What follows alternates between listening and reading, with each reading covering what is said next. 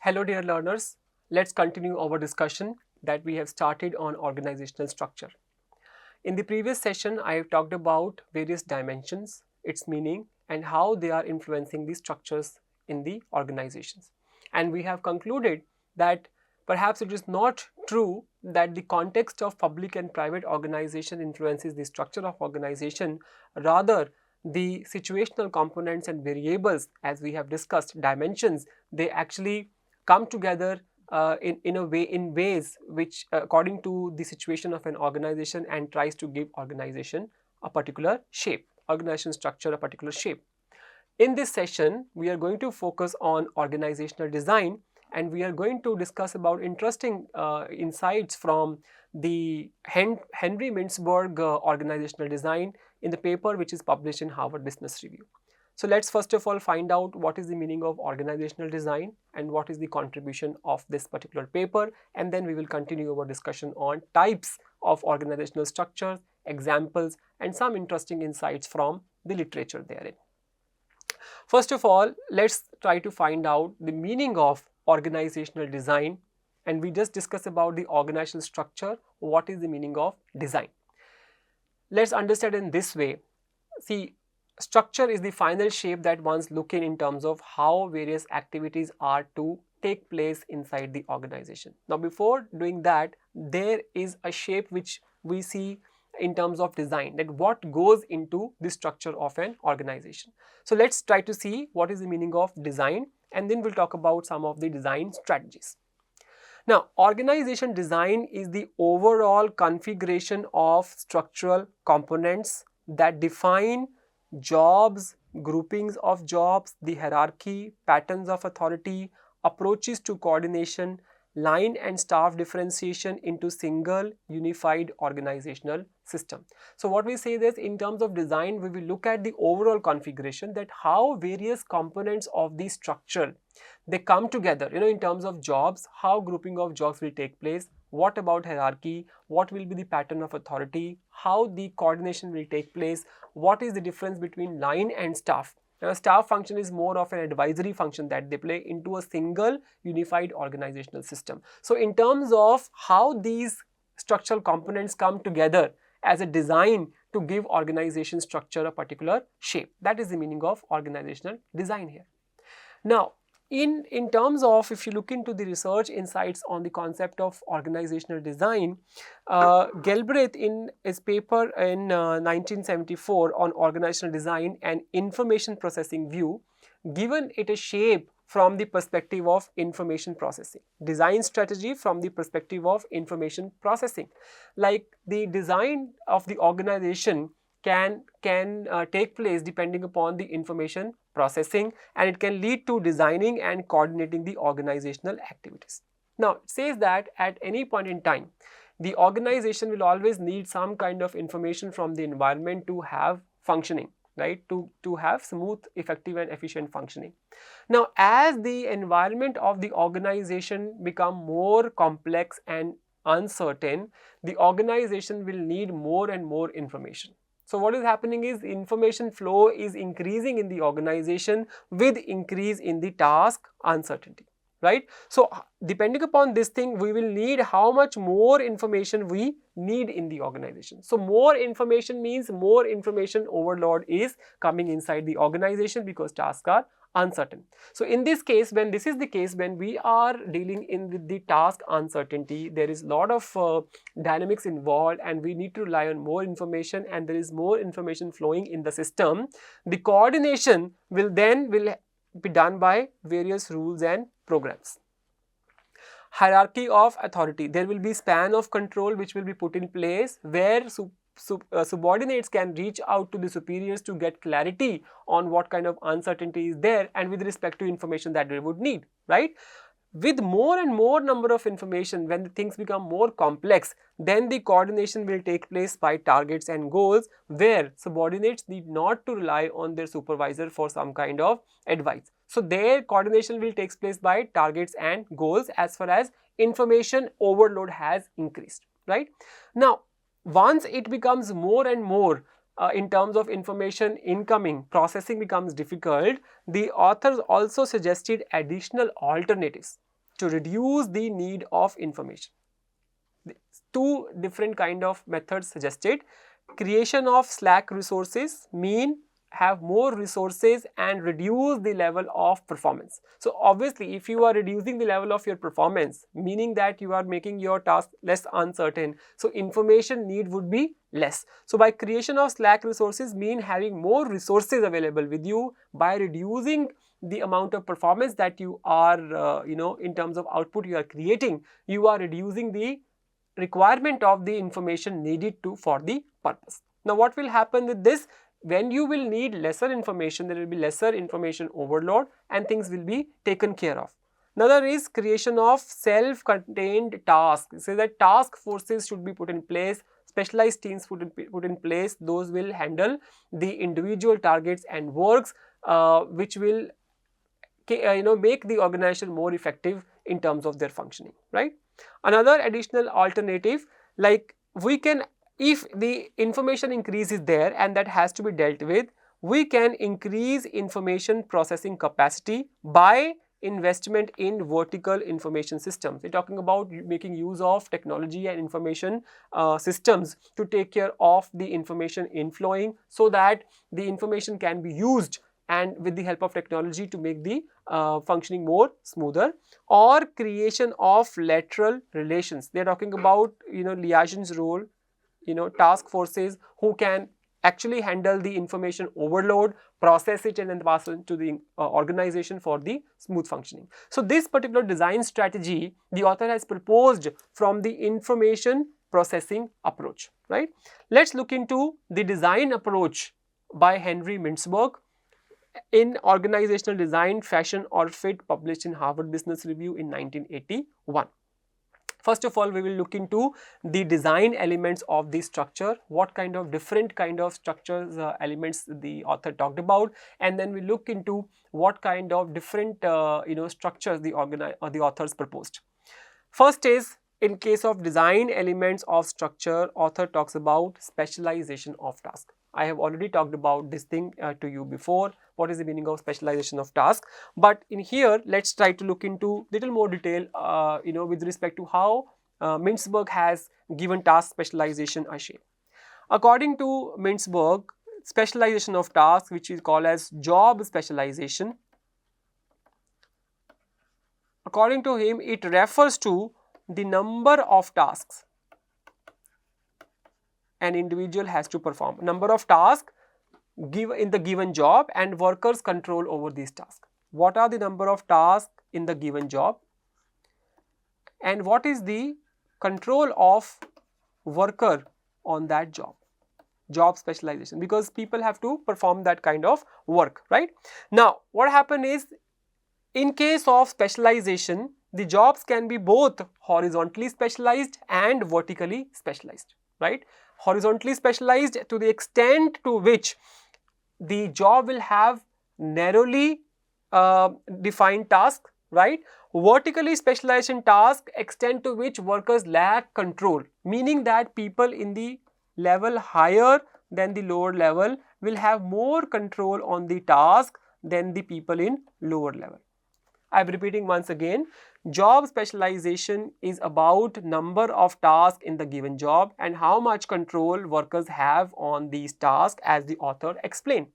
And also it says that job specialization can take place in two ways, both horizontally and vertically. If I talk about horizontally, the extent to which the job which the worker has to do and the number of tasks in the given job, they are narrowly defined. Horizontal specialization. Vertical specialization, extent to which the workers lack control over the job that they are to do. Let's look into the two important concepts here. One is the concept of job enlargement. Other is the concept of job enrichment. Job enlargement means addition of the task horizontally. Addition of the task into the job horizontally. More number of tasks are added to particular job. Job enrichment, on the other hand, is expanding the scope of the work, where the extension also happen in terms of given more control to someone performing that particular job. In case of enrichment, we are only adding the number of tasks, but in case of enrichment, somebody also is being passed on control how that person is to complete their work, right? So these are the two important things that you need to take into consideration when we talk about the concept of job specialization. Enlargement only means addition of task horizontally. Enrichment means in addition to the task horizontally, the workers are also being given more control over how they want to do their particular work, right? This is about job enrichment. So this is about the job specialization. Then comes the second dimension of this particular structure, which the author talks about, is the formalization of the procedure. Now, in terms of the formalization, the authors talked about the concept of behavior formalization. Now, here the author meant the standardization of work processes. How will standardization happen in the work processes? It can happen with rules, regulations, it can happen with job descriptions. People know what they are supposed to be doing, what is the scope of their work, what they are allowed to do, what they are not allowed to do, right? Standard procedures, then operating instructions. With this, what is happening is, with the help of rules and regulation, job description, standard procedure and operating instructions, we are trying to standardize the work processes, right? Now, when this standardization is being created, we are talking about the formalization of procedures, right? It is very clear to the people what is supposed to be done, how they are supposed to be doing their work within the scope of the job description, what rules they need to follow. Ultimately, it leads to the behavioral formalization also. People know what they are supposed to be doing when certain tasks are being assigned to them. So we have formalization of procedure. Then comes the aspect of formal training and indoctrination. See, we know that we have now work, specialization tasks are there, there is a work. Training refer to the use of programs, instructional programs, to do what? To establish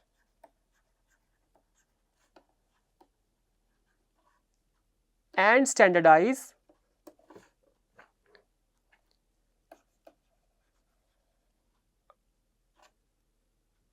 programs, to establish and standardize in people required skills. What is the function of the training? Required skills that they will need, knowledge to do work. Now, whatever work that we have assigned to these people are to do this work effectively, and for that you need to ensure that procedures are established, right, for imparting required skills and knowledge to the people so that they can do their work effectively, right. It is very, very important that people know what is supposed to be done, and if they are not, they need to give the required training. What is the meaning of indoctrination? Complying with certain aspects in the job without asking any questions. See, there is a way in which a work has to be done, right, without raising any kind of concern about it, without raising any kind of concerns and actions about it. One has to comply with that work. That is basically meaning indoctrination, asking somebody or telling somebody to do something without question being asked, because that's the way that work has to be done, right. Then comes the grouping of units. Unit grouping is referred to the, we talked about this, similarity depending upon the similarity of the task, right. The positions are grouped together into units, and then these units are put in the order, higher order, right? For example, the lower level will have some jobs, the higher level will have some jobs, and these groupings are being done where we have actually created what? Positions are grouped together in such a way that some people at the lower level and some people at the higher level, and there is a hierarchy being formed, right? There is a common supervision there. The people at the higher level will become more supervisor and the things like that. Then comes the unit size of each unit, that how many number of people are there refers to the number of positions, people in the organization. I would rather use the term positions, because those positions will then be filled by the people in the organization, right? So this number refer to the position contained in the single unit. Also, it leads to something called as span of control, that how many number of people the supervisor is need to supervise, right? So what happened is, when expert coordinate extensively the work of the people, the larger span of control and the narrow span of control become the part of discussion here. So if we have narrow span of control, what is happening is the interactions are happening. If we have broader span of control, there are vertical interactions where more number of people are attached to a particular supervisor. That also depends upon what is the level of maturity in the lower level employees in the organization. So size of each unit is another important dimension of organizational design, which impact the functioning of the unit there, organizational unit. Then planning and work systems, as the authors define it, they are used to standardize outputs.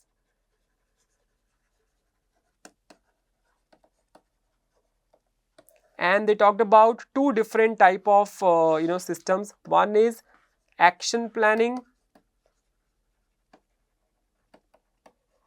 systems, and then they are talked about the another type, which is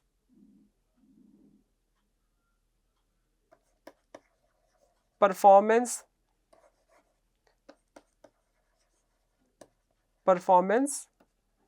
control systems. Now understand this, when they say action planning systems, these refer to specify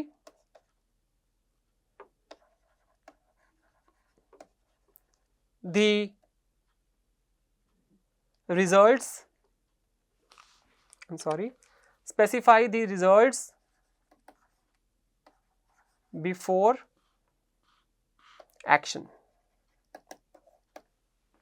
before they are taken, right? For example, you need to tell them what is supposed to be done in terms of planning, proper planning is being done, they are supposed to be told, specify the results that they have to achieve before the action has been taken or the action has already taken place.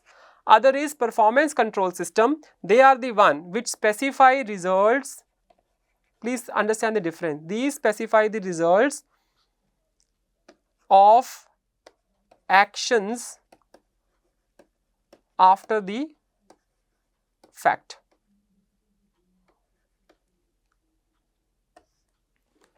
Okay, so performance control system can be referred to depending upon some previous the benchmark that you have for controlling the performance of the particular system. For example, one should increase profit of the organization by 20%, right? On the other hand, if you look at the action planning system, we are saying that specify the result before the action is taken, tell them. For example, if you're talking about the job instructions, right? A particular job has to be completed in some way, and some of the procedures are to be taken into a sequence, right? For example, if you want to turn on particular machine, which of the particular switch to be turned on first, right? Or how to operate that particular machine, how the systems are to be put in place, in the sense that the whole work, the task which is given to them, it follows the sequence for which it has to be it has to work, right? So this is about action planning and the process control system.